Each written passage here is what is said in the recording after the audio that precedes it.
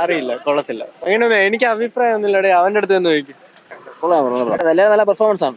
ഇതില് ക്ലൈമാക്സിൽ കുറച്ച് ഫൈറ്റും സീനൊക്കെ ഉണ്ട്, കൊള്ളാം. അതായത് ആ ഗ്രാമത്തിൽ നടക്കുന്ന ഒരു ക്രൈം സീൻ വെച്ച് നോക്കുമ്പോൾ ഓക്കെയാണ്, കുഴപ്പമൊന്നുമില്ല. നല്ല പടം. ധ്യാൻ ശ്രീനിവാസ് ത്രില്ല്.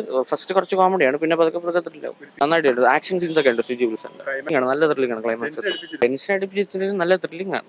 കുഴപ്പമില്ലായിരുന്നു, കൊള്ളാം. കുഴപ്പമില്ല, വൺ ടൈം വാച്ച്. റീസെന്റ് ആയിട്ട് ഇറങ്ങിയതിൽ ബെറ്റർ, അത്രേ ഉള്ളൂ. കുഴപ്പമില്ല ബ്രോ, അത്യാവശ്യം നന്നായിട്ട് ചെയ്ത് വെച്ചിട്ടുണ്ട്. പിന്നെ ധ്യാന്റെ ബാക്കിയുള്ള പടങ്ങളെ കമ്പയർ വെച്ച് നോക്കുകയാണെങ്കിൽ നന്നായിട്ട് ചെയ്തിട്ടുണ്ട്. പിന്നെ BGM ഒക്കെ കിട്ടില്ലായിരുന്നു. അത്യാവശ്യം കുഴപ്പമില്ലാത്ത വലിയ ഒരു വാവ് ഫാക്ടർ ഒന്നും പറയാനായിട്ടില്ല, പക്ഷെ കൊള്ളാം. അത്യാവശ്യം കുഴപ്പമില്ല ബ്രോ, കണ്ടിരിക്കാം.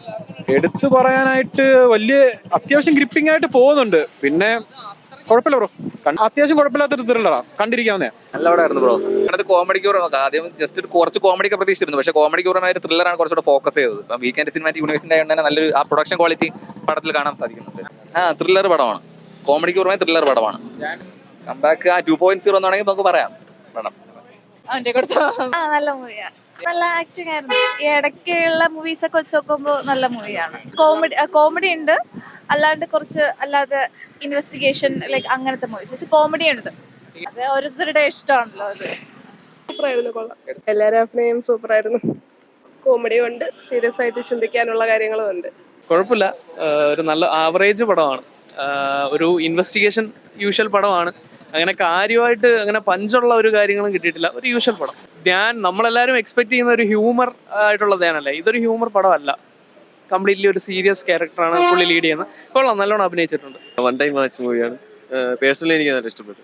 കംബാക്ക് നല്ല നല്ല അഭിനയിച്ചിട്ടുണ്ട്. നല്ല പടിയുണ്ട്, എല്ലാം ഉണ്ട്, എല്ലാം മിക്സപ്പ് ഉണ്ട്. കുഴപ്പമില്ല, നൈസാണ്. ക്രൈം ത്രില്ലറാണ്, നൈസാണ്.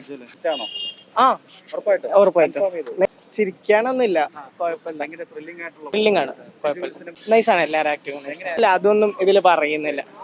എടുത്തു പറയേണ്ട നൈറ്റ് ഷോട്ട്സും സിനിമാറ്റോഗ്രാഫിയും ധ്യാനിൻ്റെ ആ ഒരു വളരെ പീസ്ഫുൾ ആയിട്ടുള്ള അഭിനയവും പിന്നെ എല്ലാം കൊണ്ടും നമുക്ക് ഈ ഡിക്റ്റേറ്റീവ് സിനിമകളൊന്നും സ്ട്രോങ് ആയിട്ടുള്ളതൊന്നും ഇല്ലല്ലോ, എല്ലാം തമാശല്ലേ. ഇതപ്പം നല്ലൊരു ഡിക്റ്റേറ്റീവ് സിനിമ. അതിൻ്റെ ആ സിനിമാറ്റോഗ്രാഫിയും ഫ്രെയിമിങ്ങും കളർ പാറ്റേണും ബാക്ക്ഗ്രൗണ്ട് മ്യൂസിക്കും ധ്യാനിൻ്റെയും പിന്നെ എടുത്തു പറയേണ്ടത് നമ്മുടെ കോട്ടയം നസീറിൻ്റെ അച്ഛൻ റോളുള്ള ഒരു പക്ഷേങ്കിൽ നല്ല അച്ഛൻ റോളൊക്കെ ഇനി കിട്ടട്ടെ എന്ന് ആശംസിക്കാം. Right, everybody is very good. നല്ല ശരിക്കും ഒരു പോലീസ് റോളിന് പച്ച ഒരാൾ തന്നെ.